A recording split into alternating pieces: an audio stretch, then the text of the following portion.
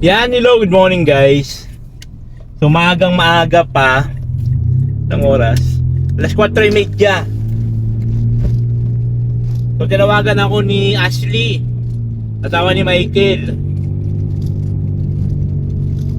Nagpapasuyo na idadala daw si Michael sa ospital. Wala na ambulansya. So ako natawagan nila. Kaya yun, haripas tayo guys, haripas.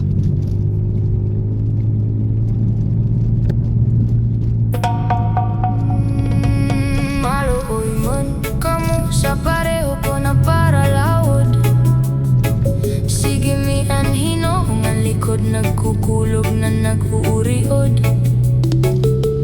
Dapat maging patas man ka mo dun nakatindog sa munisipyo.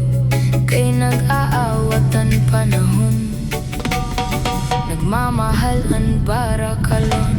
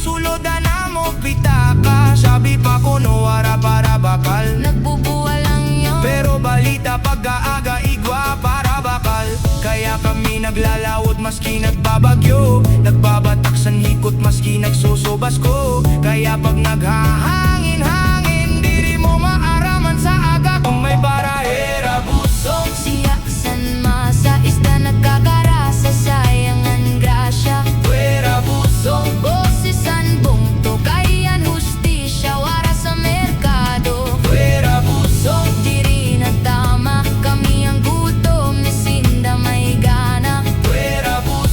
Bation man kami niyo, dapat maging patas ang presyo.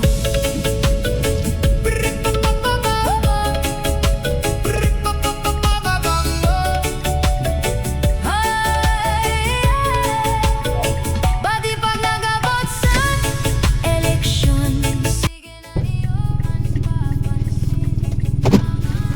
Ano nangyari? Taasir ng dugo ko. Ha? Nabog ba yung Taas dugo? ang pipi.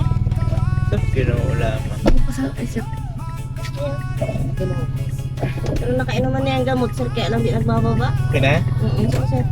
Nag-inom na ako sa puso, sir. Tapos, Saan tayo? Wala ko sa doktor hospital, sir. Saan yun? Yung papuntang Bagasbad? Mercedes. Ay, Mercedes? sa Sa ano? unahan ng Mabini, baga, sir. Okay, sige. Laki pang maisip. Kung ambulansya hindi natin makontak, sabi ko, ay, sabi. Bibisek. Si Sir Nathan. Buti na lang hindi ang cellphone ko, hindi naka-silent. So ayun na guys, finally nakarating na tayo dito sa hospital. So dito kami sa may Leon Hernandez. So isi-check lang naman yung kung ano talaga ang naging problema, kung bakit nagkaganon. So antayin na lang natin sila at antayin na lang natin ang kanilang ang kanilang message kung ano lang balita.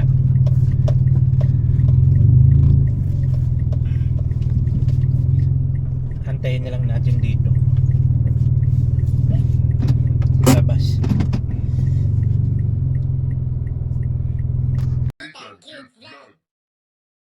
So ayun guys, inaantay pa natin sila kung anong resulta. Nasa loob sila ng ospital ng Leon Hernandez. Ayan. Leon Hernandez. Kasi ang naramdaman daw niya pala kanina, nagising daw siya. Tapos parang umano yung dila niya. Umilalim dila niya. So nag-BP siya. Ang taas daw pala ang taas ng BP. Ang taas ng BP niya. So yun. Wala man ibang masakyan. Ewan ko kung wala man niya, kung may ambulansya dun sa dapat yun ang importante, nakuha yung mga contact na mga sa emergency, no? So buti na lang talaga nagising ako ng alas 2 kasi nag-ano nga ako ng tubig, nag-iimbak, pinupuno ko yung drum. So pagising-gising ako, kaya kumbaga mababaw na yung tulog ko, narinig ko yung tawag nila, no? So na mga kabayan, dito pa rin tayo, nantay pa rin tayo kung Michael. Dumaan na cheese pandesal. Bumili ako. Meron nga talaga siyang cheese. Happy lang gusto.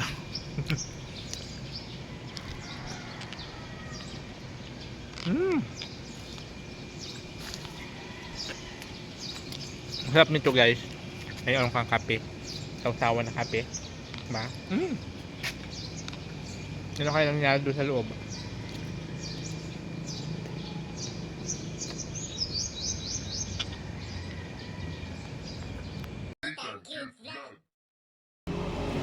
So guys, buti lang mayroon ditong malapit na kainan na ganaw ng kape. Tapos yung pandesal, isaw-saw mo sa kape. Ganito. Saw-saw sa kape.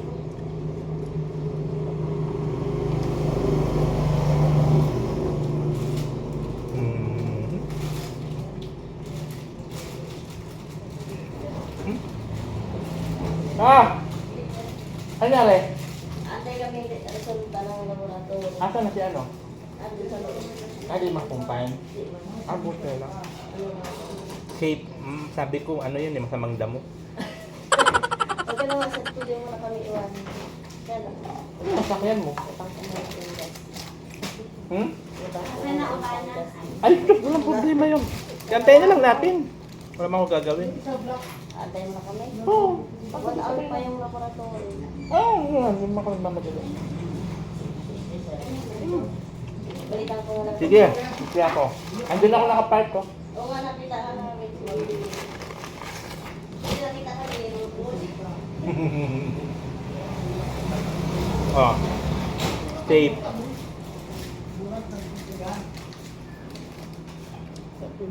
Hindi ba? Ay, sorry.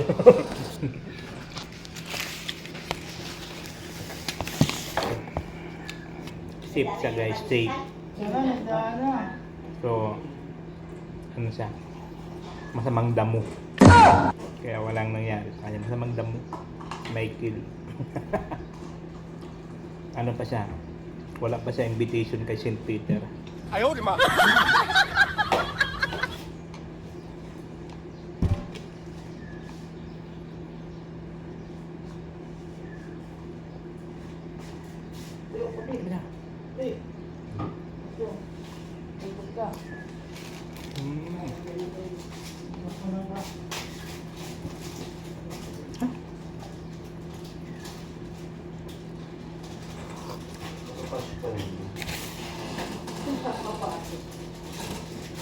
So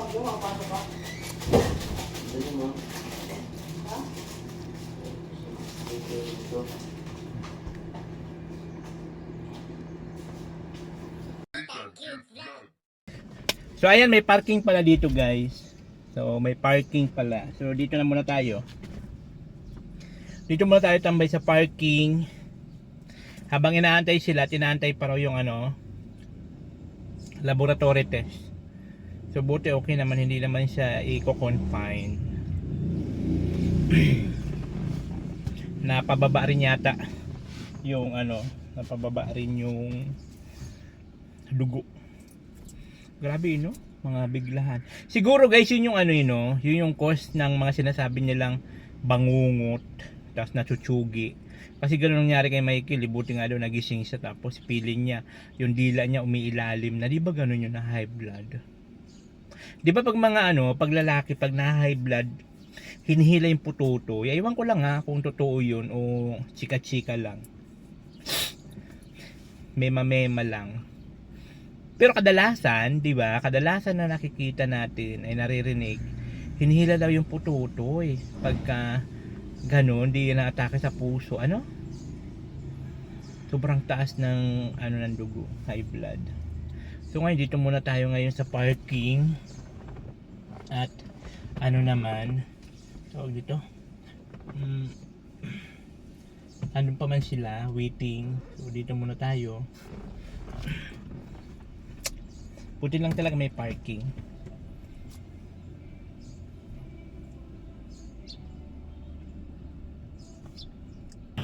Hello? Kaya buhay pa? Sabi ko talaga ito magpapan? Ngayon? Saan? Ang mababang potassium mo? Tapos na kayo? Kaya na kayo! Nag-live pa naman ako, sabi ko, para hindi ako mag-boring. Nag-live ako. Ayun guys, buhay na buhay po siya. Huwag na, ano ka ba? Ayan po siya, sabi ko sa kanya, siya masamang damuhin. Wala yung potassium ko daw sir, tapos sa blood nga. Ayun ang lumabas sa lab. Tapos yung... Hindi ka nagpuputas. Mag-schedule ng CT scan pa na may nagano sa aking kilipin na ugat. Di ba wala sila dyan agad-agad na CT scan na Hindi man nagano. Ma-reschedule pa daw yung tapos nung gamot. Kailangan mo muna mag-gamot. Dahil guys, pauwi na po tayo. Buti naman po siguro nag-ano yun sila paggabi tapos ayaw di ma ano yun, nag-helicopter yun paggabi.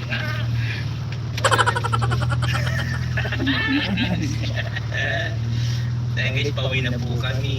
Thank you po kay sir. Sabi ko umaga naman magkatid ng bigas. Alas 4:30. Pupunta na sa bayan sa 4:30. Wala nang dadaanan. Diretso nagbili sa gamot. Ay, tsaka yung bilang naman. Isang stock na mahal dyan sir. 50 pesos isang piraso. Ay, siya? Grabe. Tinaktak naman ang mga high blood dyan. Dahil guys, pauwi na tayo.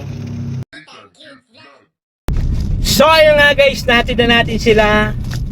Hindi na ako nakapag-vlog kasi naka-live ako kanina. Nung paglabas nila ng hospital, naka-live ako. Na-overheat naman yung cellphone. Itong luma na cellphone yun ang ginamit ko kasi yan yung may load.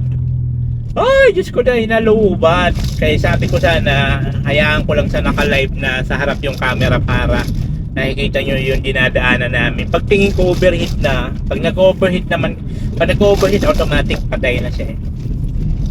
Ayan, nahihatid na natin sila. So thanks God naman po at safe naman. So tinatawagan daw nila yung number ng ambulansya. Panay lang tutot. So sabi ko nga baka nagpalit na ng number. Kasi pagdaan namin dito sa munisipyo, nandiyan man yung nakatambay lang yung naka-standby lang yung ambulansya. Saka ang barangay dapat andun yung dapat ang service ng barangay na binigay ni Dong Padilla. 'Di ba? dapat nandyan lagi sa barangay eh, kasi binigyan, bawat ng barangay dito binigyan ng ano eh, ng service. Ayun naman ang, ayan, ang ano naman ang ambulansya nila. Yung number lang siguro, baka hindi sila updated sa bagong number, baka nagpalit ng bagong number. Kaya importante rin yun na alam natin yung mga contact numbers ng mga emergency na pwede natin tawagan, ano. Kasi tulad niyan, so buti na lang nandiyan ang iyong lingkod, di ba? At ito, buti na lang naka-on ang data ko, ang wifi. Kasi minsan pinapatay kong wifi para hindi ako naabala sa tulog. Di ba? So buti na lang ang wifi ko, naka-open ang wifi. Kasi kung nagkataon na naka-off ang wifi ko, hindi nila ako makontak. Ang galing nga, ano rin talaga yung mga pangyayari. Sasabihin, oy Nitan, huwag ka mag-off ng wifi at may kukontak sa iyo madaling araw. Di ba? Mga ganun bagay. Lahat ng mga nangyayari sa atin may purpose. Oo, naniniwala ako dyan, may purpose lahat. Kung bakit nangyayari sa atin mga bagay-bagay na yan, may purpose yun. Mga ganun. So, siyempre, bilang isang mamamayang Pilipino at ating sinumpaan ang ating tungkulin na pangalagaan ang ating mga nasasakupan. Charot! Kaya yun, di ba? Wala lang, bakit ba? So buti na lang nandyan tayo, wala tayo sa ibang lugar. At least nakatulong tayo. Sabi nga ni pag nag-ano kay Dil, sabi ko nandito kami sa hospital, dinala namin si Michael. Sabi ni Dil, hamag na yan kung sino yung iniikisan mo lagi sa yung dinala mo sa hospital. Ay, nako. Pero okay lang. Ang mahalaga safe yung tao. Naihatid natin ng safe, diba? Stable na yung kalagayan niya ngayon. Yun ang pinaka-importante. Kasi kahit naman sino, kahit hindi naman si foreman, just in case na may kumatok sa bahay na emergency, kailangan ng sasakyan, pasit sa hospital, hindi ko naman matatanggihan yun. Kasi nga, inano ko na yun, iniisip ko na yan na doon sa amin, dito sa barangay namin, ako lang ang may sasakyan, ako lang may 4 wheels na nandyan lagi, nakatambay. Although yung si teacher, mayroon din sila pick up, kaya lang minsan laging wala, nasa magang. So kumbaga ako lang nandyan talaga na naka-standby yung sasakyan. Kaya sabi ko, someday talaga mayroong ganap na ganon na hindi natin inaasahan na mayroong kakatok para maghingi ng tulong yung ating sasakyan. Kaya ako naman kasi anytime go, walang problema sa akin yan. Sarap kaya sa feeling ng nakakatulong tayo sa ating kapwa. Hindi man tayo nakatulong ng financial, di ba? At least yung ganung bagay, laking bagay na rin sa kanila. At ngayon, titingin tayo kung mayroon na ditong ulam at ako ay bibili. Bibili ako ng isda. Kapalit ng isda. Anong oras na?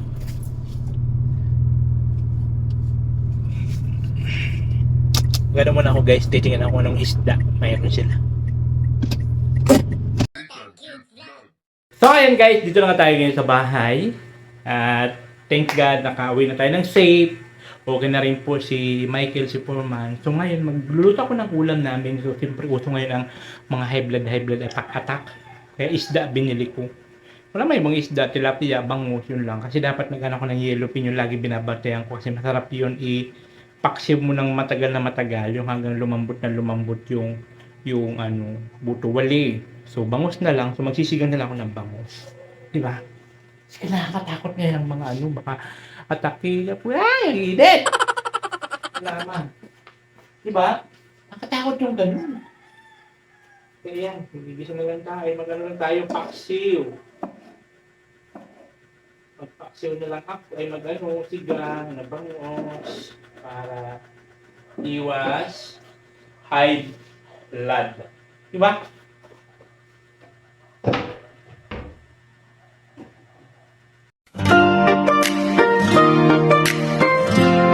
Oh, oh, oh, oh. May dala kang ngiti sa bawat hakbang mo, sa bawat bisita. May pag-asang bago, kapos palad ang una sa puso mo lagi. Hindi ka napapagod sa pagtulong at damay sa bulan. Sorsogon, doon mo iniaabot ang kamay at pangarap na hindi kumukupot. Nathan Cute, ikaw ang ginhawa. Nathan Cute, tulong na tunay na. Nathan Cute, sa kapos palad. Nathan Cute, pusong walang kapalit.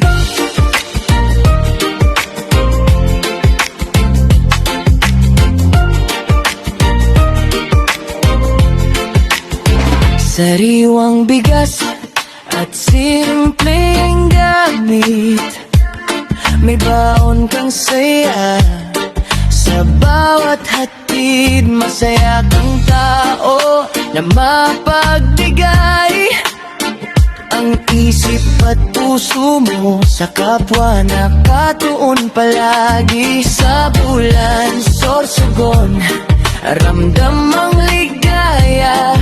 Pag ikaw ang dumating, may liwanag sa mata. Nathan Cute, ikaw ang ginhawa. Nathan Cute, tulong na tunay na. Nathan Cute, sa kapos palad. Nathan Cute, pusong walang kapalit. Kung may luha man, ikaw ang pahinga. Kung may bigat man, ikaw ang kasama. Hindi ka lang basta nagbibigay ng bagay. So ayun na nga guys, ayun na pong ating sinigang na bangos. O diba, walang lasa. Ay naku lama. Walang lasa. Oh my gosh. Walang lasang sinigang na bangos. Ito yung lingkod, aglas na naman. Oh my gosh. Buti na lang talaga. Medyo makulimlim ang panahon ngayon, hindi na siya mainit. Kasi kung sobrang init pa, makalalala pa. So ayan siya. Pusong walang kapalit. Yan. Cute pa rin. So ayan, tapos tayo magluto ng after na ito. Maliligo na ako at magagamot. At matutulog po ulit ako kasi puyat na puyat pa ako. Alas 4:30 gising na ako. Pinatulog ako alas 12 kasi nag-edit pa ako ng video. So alas 12:30, parang ganoon, mga alas 12:30. Ay ano pala ako, nagbantay pa ng tubig na mapuno yung drum kasi dumating ang tubig mga 10 na. So inantay ko pa sana mapuno yung mga yung timba saka yung drum. So habang nag-antay, nag-edit, so inabot na ako ng mga 1, mga ganun. Tapos nagising ako ng alas 4:30. Oh my gosh, ang beauty ko. Dapat kasi nakano sa oras, sakto lang sa oras, hindi pwede mag-lagpas, ganun. Charot. So ayun, maraming salamat po sa lahat ng mga sumusuporta, sa mga nagmamahal sa amin, mag-ama, thank you so much po. Sa mga hindi nag-i-skip ng ad, thank you so much. At sa mga nag-share ng blessing doon po sa ating Burao Charity para po sa bahay ni Light, thank you so much po. Sana madagdagan pa this coming weekend, mag-start na po kami doon, magli-layout na po kami. Mahalaga kasi mayroon na silang nakikita na mayroon kami ginagawa. Kasi baka mamaya sabihin nun, buraot ako ng buraot, wala naman nakikita na project. So ngayon, mag-start na po tayo this coming weekend. Kasi may pasok man sila. Sayang naman kung mag-stop sa trabaho, di ba? Para sa income, so okay na yun na pag-usapan namin kasi hindi naman minamadali. So every weekend po kami gagawa doon sa bahay ni Lai. So ayun po, maraming salamat po sa inyong lahat. Ito yung link ko, this is Nita Cute Vlog. Dalangin nagsabi ang buhay ay charot-charot lang. And I thank you. Inaantok na ako. Babus. Oh, natin cute vlog, ikaw ang